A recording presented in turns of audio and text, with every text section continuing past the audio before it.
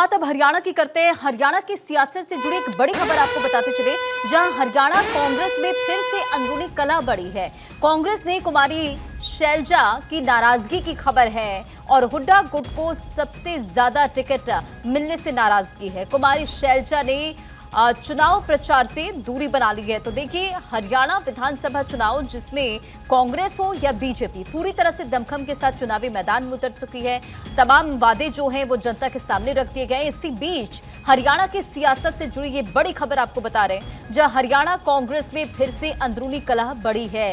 कांग्रेस में कुमारी शैलजा की नाराजगी की खबर है। हुड्डा गुट को ज्यादा टिकट मिलने से नाराज हैं कुमारी शैलजा और चुनाव प्रचार प्रसार से दूरी बना चुकी हैं। तो देखिए, अपने प्रभाव वाली सीटों पर इनेलो बीएसपी गठबंधन का समर्थन करेगी। लगभग एक सप्ताह से कुमारी शैलजा फील्ड में एक्टिव नहीं है। हुड्डा गुट को ज्यादा टिकट दिए जाने से नाराजगी है। कुमारी शैलजा से लोकसभा चुनाव 2024 को लगभग 3.25 लाख वोटों से जीतकर अपना प्रभाव उन्होंने दिखाया था। और अगर बात करें कुमारी शैलजा की, तो देखिए, पिता जो कि स्वर्गीय चौधरी दलबीर सिंह हरियाणा कांग्रेस के प्रदेश अध्यक्ष के साथ कई बार सांसद रहे हैं। तो ये बड़ी खबर आपको बता रहे हैं, जहां अंदरूनी कलह की बात सामने आ रही है। और इसी खबर पर अधिक अपडेट के साथ डॉक्टर थानेश्वर हमारे साथ जुड़ गए।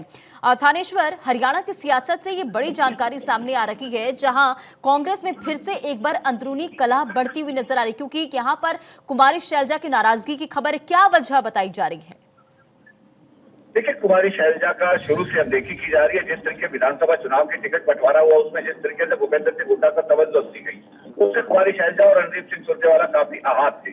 और उसके बाद कुमारी शैलजा ने विधानसभा चुनाव लड़ने की इच्छा जताई, तो आलाकमान ने उसे परमिशन नहीं दी। इन सभी मामलों को लेकर कुमारी शैलजा काफी नाराज थी।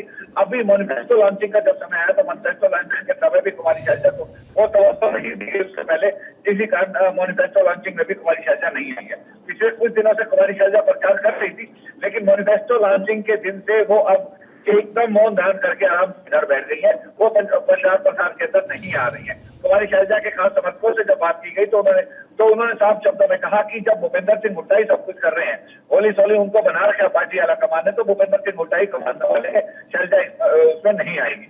अब कुमारी शैलजा से कई बार इस बारे में बातचीत करने का, कॉन्टेक्ट करने का प्रयास किया, लेकिन कुमारी शैलजा ने मीडिया से इस समय दूरी बना ली है। तो क्या कांग्रेस का कोई आलाकमान इस समस्या को सुलझाने की कोशिश कर रहा है? अगर कोई नाराजगी की ऐसी खबर है, हुड्डा गुट को ज्यादा टिकट मिलने से अगर नाराजगी है, तो चुनाव प्रचार प्रसार से अगर दूरी बना ली है शैलजा कुमारी ने, तो क्या इसे सुलझाने की कोशिश की जा रही है?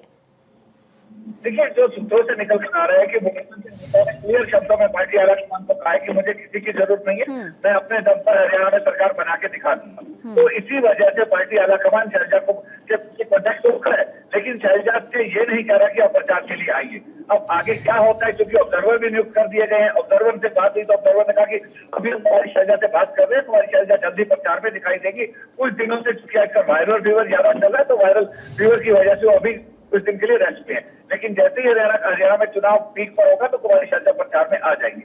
मनाने का ऑब्जर्वर प्रयास कर रहे हैं, लेकिन देखते हैं कि कुमारी शैलजा कब तक मानती भी है कि नहीं मानती। जबकि दूसरी तरफ रणदीप सुरजेवाला की मौजूदगी भी बहुत कम नजर आ रही है। केवल अपने उनका बेटा जो कैथल से चुनाव लड़ रहा है, उस एरिया में रणदीप सुरजेवाला की थोड़ी मौजूदगी नजर आ रही है। बाकी पूरे हरियाणा में जैसे स्टार प्रचारक की लिस्ट पे उनका नाम है, वो कहीं नजर नहीं आ रहे हैं। अब देखना यह है कि जो ऑब्जर्वर आए हैं, उनको ही ड्यूटी दी गई है कि इन सबको एक सूत्र में पिरो के सारे इकट्ठे होकर प्रचार करें। अब देखना है कि सूत्र जो ये ऑब्जर्वर है, वो किस तरीके से इनको बनाने में सफल हो पाते हैं। चलिए, बहुत बहुत शुक्रिया तमाम जानकारियों के लिए।